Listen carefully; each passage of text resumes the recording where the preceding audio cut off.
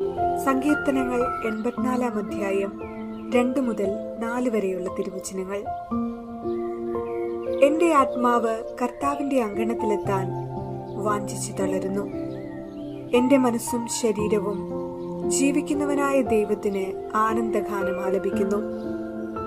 എന്റെ രാജാവും ദൈവവുമായ സൈന്യങ്ങളുടെ കർത്താവേ, കുരികിൽ പക്ഷി ഒരു സങ്കേതവും മീവൽ പക്ഷി കുഞ്ഞിനൊരു കൂടും അങ്ങയുടെ ബലിപീഠത്തിങ്കൽ കണ്ടെത്തുന്നുവല്ലോ. എന്നേക്കും അങ്ങയെ സ്തുതിച്ചുകൊണ്ട് അങ്ങയുടെ ഭവനത്തിൽ വസിക്കുന്നവർ ഭാഗ്യവാന്മാർ. ഓർമ്മിക്കുക, യഥാർത്ഥ മരിയഭക്തി എന്നത് മറിയത്തെക്കുറിച്ച് ഏറെ അപദാനങ്ങൾ കീർത്തിക്കുന്നതോ മറ്റ് ഭക്താനുഷ്ഠാനങ്ങൾ അനുവർത്തിക്കുന്നതോ ഏതെങ്കിലും പ്രാർത്ഥന ഉരുവിടുന്നതോ എന്നതിലുപരി അവളെ യഥാർത്ഥ അമ്മയായി സ്വീകരിക്കുന്നതും നമ്മെ തന്നെ അവളുടെ മക്കളായി സമർപ്പിക്കുന്നതുമാണ്.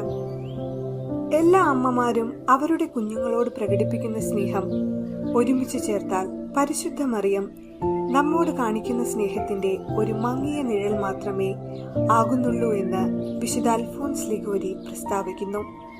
അങ്ങനെ മക്കളായ നമുക്ക് തക്ക സമയത്ത് വേണ്ടത് നൽകാൻ മറിയം ദൈവത്താൽ നിയുക്തയായി. മറിയം ഈ ദൗത്യം അമ്മ എന്ന നിലയിൽ യുഗാന്ത്യ നാളുകളിൽ എത്രയും കാര്യക്ഷമമായി നിർവഹിക്കുന്നതും നാം കാണും. ലോകത്തിലുള്ള എല്ലാ ജനപദങ്ങളും മറിയത്തിന്റെ മക്കളായിരിക്കുന്നുവെങ്കിലും വളരെ കുറച്ചുപേർ മാത്രമേ അതറിയുന്നുള്ളൂ.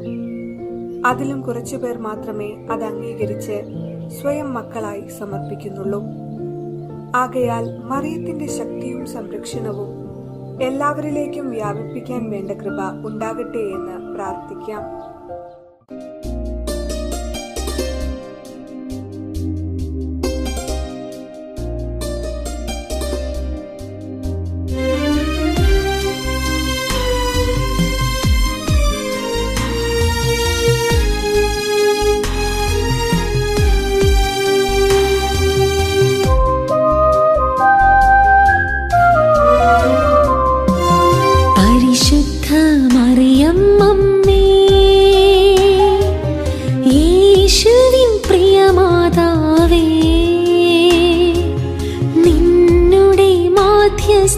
വഴിയായി ഞങ്ങളിൽ അനുഗ്രഹം ചൊരിയണമേ.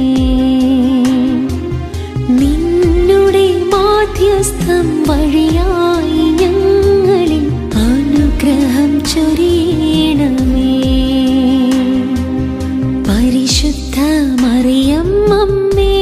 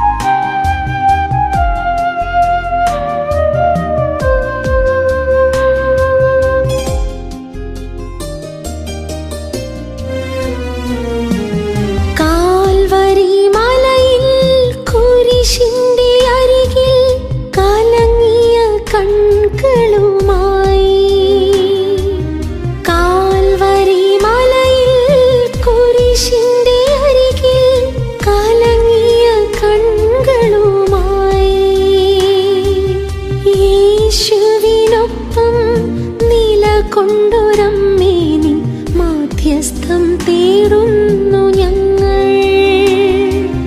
യേശുവിനൊപ്പം നിലകൊണ്ടൊരമ്മേ നിൻ മാധ്യസ്ഥം തേടുന്നു ഞങ്ങൾ. പരിശുദ്ധ അമ്മേ നിൻ സന്നിധി എന്നെന്നും അണഞ്ഞിടുന്നു. പരിശുദ്ധ അമ്മേ നിൻ സന്നിധി എന്നെന്നും അണഞ്ഞിടുന്നു. പരിശുദ്ധ മറിയം അമ്മേ, യേശുവിൻ പ്രിയമാതാവേ, നിന്നുടെ മാധ്യസ്ഥം വഴിയായി ഞങ്ങളിൽ അനുഗ്രഹം ചൊരിയണമേ. നിന്നുടെ മാധ്യസ്ഥം വഴിയായി ഞങ്ങളിൽ അനുഗ്രഹം ചൊരിയണമേ.